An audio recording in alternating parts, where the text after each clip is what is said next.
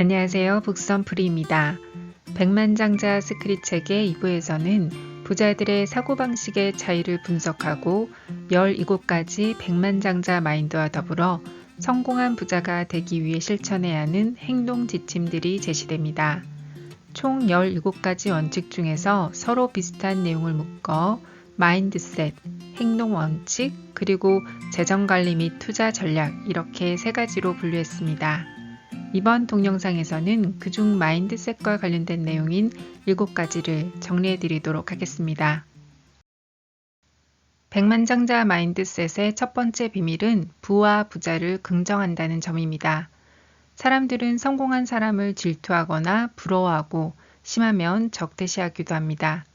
운 좋은 사람이라고 하거나 부자들은 비도덕적이거나 친절하지 않다고 생각하기도 하죠.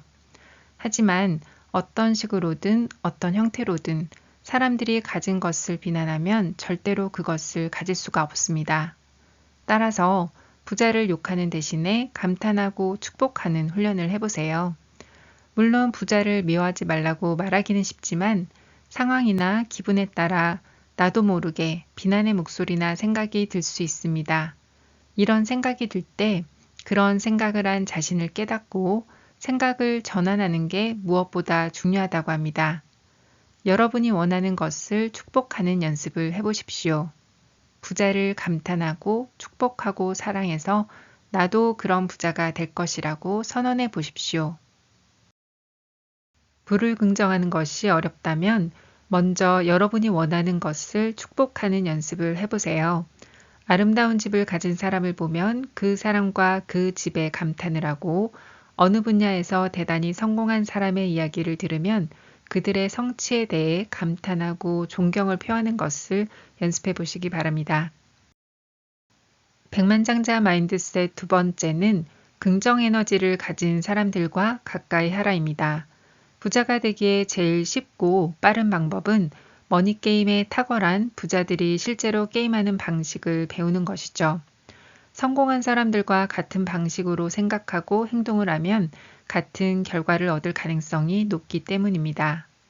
먼저 본인의 청사진이 부정적이라면 생각을 바꾸려고 노력해야 합니다.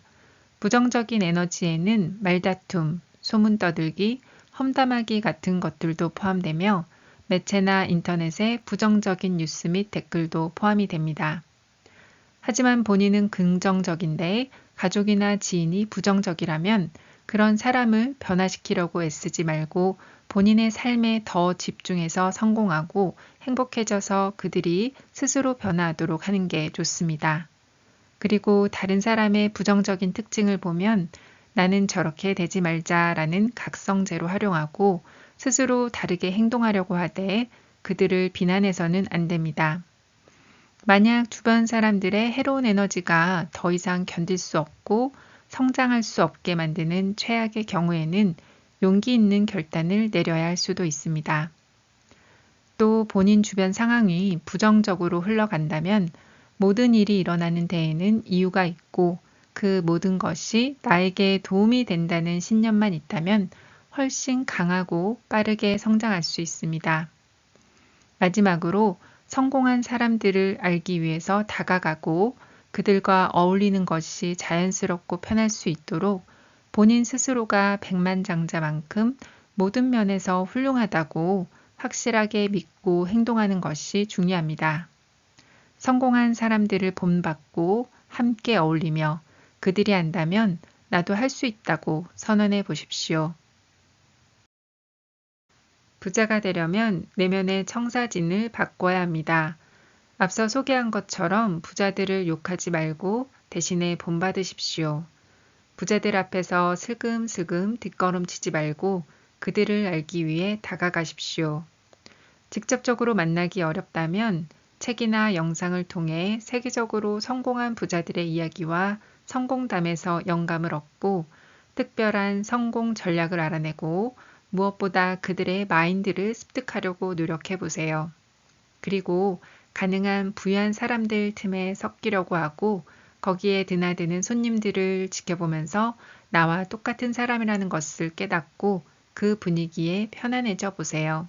마지막으로 부정적인 뉴스를 멀리하고 당신의 삶을 퇴보시키는 상황이나 사람들에게서 떨어지는 연습을 해보시기 바랍니다. 백만장자 마인드셋 세 번째는 크게 생각하는 사람이 크게 이룬다입니다. 대개의 사람들은 작게 생각하는 쪽을 선택한다고 합니다. 왜 그럴까요? 실패하거나 또 성공하는 것도 두려워하는 경우가 있고 본인 스스로가 가치를 평가절하하는 경향이 있기 때문이기도 합니다. 하지만 진정한 의미의 부자가 되려면 나 혼자가 아니라 타인의 삶에도 가치를 더해줄 수 있어야 합니다. 예를 들어서 당신이 부동산을 구매해서 임대업을 한다면 집을 갖지 못한 사람들에게 살기 좋은 집을 제공해 줌으로써 지역사회에 가치를 더해줄 수 있습니다. 여기에 1명보다는 10명, 10명보다는 100명을 돕는 게 낫지 않을까요? 이게 바로 크게 생각하고 움직이라는 의미입니다. 백만장자 마인드를 갖기 위해서 크게 생각하고 수천, 수만 명에게 기여하는 사람이 되겠다고 선언해 보십시오. 큰 생각과 큰 행동은 성공과 의미 있는 삶 두 가지를 가질 수 있게 합니다. 그러기 위해서는 어려서부터 늘 잘했던 일처럼 자신의 타고난 재능에 대해 생각하고 그 재능을 여러분의 인생과 직업에 적극적으로 활용할 수 있는 방법과 분야를 적어보세요. 그리고 지금 하는 일을 더 많은 사람에게 영향을 줄 수 있는 방법을 고민해 보시기 바랍니다. 백만장자 마인드셋 네 번째는 둘 다 가질 수 있다입니다. 물리적으로는 모두 같은 세상에 살고 있지만 부자들이 바라보는 시각은 다르다고 합니다. 직업적으로 성공하면서 가족과 잘 지내고 싶으신가요? 사업을 하면서도 즐기면서 놀고 싶고 부자가 되고 싶지만 좋아하는 일도 하고 싶으신가요? 부자들은 대체되어 있어 보이는 듯한 두 가지 상황에서도 양쪽 다 가질 수 있는 방법이 있다고 믿는다고 합니다. 두 가지 중 하나를 선택해야 할 때 조금 더 근본적인 질문, 즉, 둘 다 가질 수 있는 방법이 무엇일까를 생각하면 당신의 인생이 바뀐다고 하네요.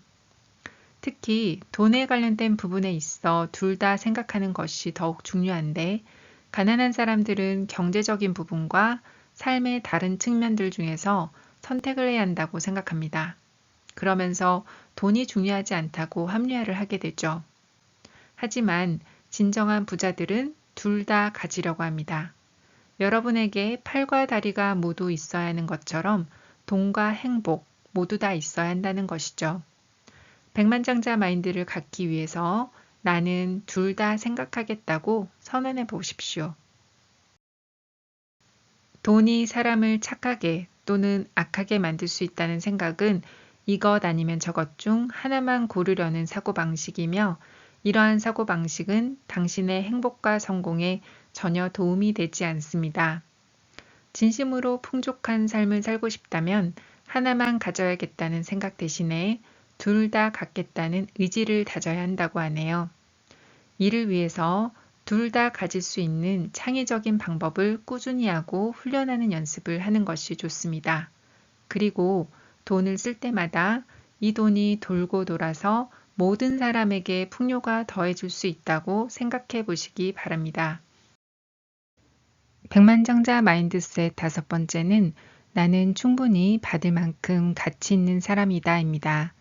사람들이 경제적인 잠재력을 충분히 발휘하지 못하는 이유 중 하나는 받는 능력이 부족해서라고 합니다.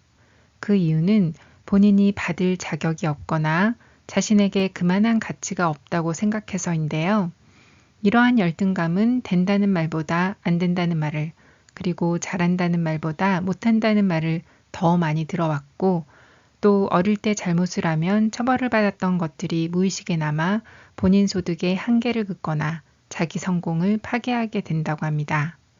저자에 따르면 여러분이 가치가 있거나 없다고 생각한 것은 모두 지어낸 이야기라고 합니다. 여러분이 의미를 부여하지 않는 한 그 무엇도 의미를 지니지 못한다는 것이죠. 따라서 가치 있는 사람인지 아닌지를 결정하는 사람은 오직 나 자신이며 스스로가 가치 있다고 말하면 된다고 합니다. 사람들이 잘 받지 못하는 또 다른 이유는 받는 것보다 주는 것이 낫다는 말을 듣고 자랐기 때문입니다. 하지만 우주의 대법칙에 따르면 여러분이 받지 않으려는 태도는 나에게 더 이상 주지 말라는 신호로 받아들이고 결국 여러분의 몫이 다른 사람에게 넘어간다는 점입니다. 부자들이 더 부유해지는 이유는 기꺼이 받으려는 마음가짐이 있기 때문이라고 하네요. 백만장자 마인드를 갖기 위해 나는 잘 받는 사람이며 내 인생에 들어오는 어마어마한 돈을 얼마든지 받아들일 것이다 라고 선언해 보십시오. 그렇다면 잘 받는 사람이 되기 위해서는 어떻게 해야 할까요? 삶이 좋은 것을 줄 때마다 의식적으로 받아들이는 연습을 해야 한다고 합니다. 돈을 찾거나 받을 때마다 감사하고 환호하며 나는 돈이 붙는 자석이다. 고마워. 라고 말하는 연습을 하세요. 부자가 되려면 두 팔 벌려 받아들일 자세가 되어 있어야 하고 재산을 유지할 때에도 이 자세는 중요하다고 합니다. 그렇게 해서 당신의 내면에 받는 상자를 크게 키우고 돈이 그 공간을 가득 채우는 것을 지켜보시기 바랍니다. 백만장자 마인드셋 6번째는 내 인생의 부는 내가 만든다입니다. 백만장자들은 내 인생은 내가 만든다고 믿는 반면에 가난한 사람들은 자기 삶에 일어나는 일에 책임을 지는 대신 피해자처럼 군다고 합니다. 피해자인 척하는 사람들이 제일 많이 하는 생각은 나는 불쌍해이며 그 말은 끌어당김의 원칙에 따라 금방 그대로 이루어져서 그들은 불쌍해지게 된다고 합니다. 우리 주변에서 피해자인 척하는 사람들을 어떻게 알 수 있을까요? 그런 사람들의 특징은 부자가 되지 못한 이유에 대해서 되도록 자신의 탓이 되지 않게 하기 위해 많은 사람과 환경에 대해 비난을 하고 원망을 한다고 합니다. 또 비난하지 않을 때에는 자신의 상황을 합리화하거나 정당화를 한다고 하는데요. 예를 들어서 돈은 중요하지 않다라고 이야기하는 사람들은 자기 합리화일 뿐입니다. 그리고 불평을 하면서 인생의 잘못된 부분에만 초점을 맞춘다고 하네요. 백만장자 마인드를 갖기 위해서 나의 경제적인 성공은 내가 만든다고 선언해 보십시오. 백만장자가 되기 위해서는 지금 당신의 삶에서 벌어지고 있는 모든 일은 당신이 만들었음을 인정하는 것이 좋습니다.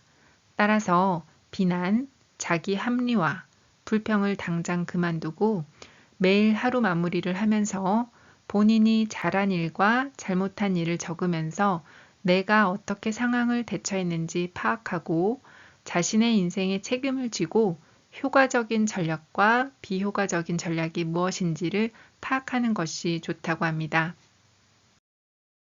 백만장자 마인드셋 7번째는 부자는 부를 목표로 한다입니다.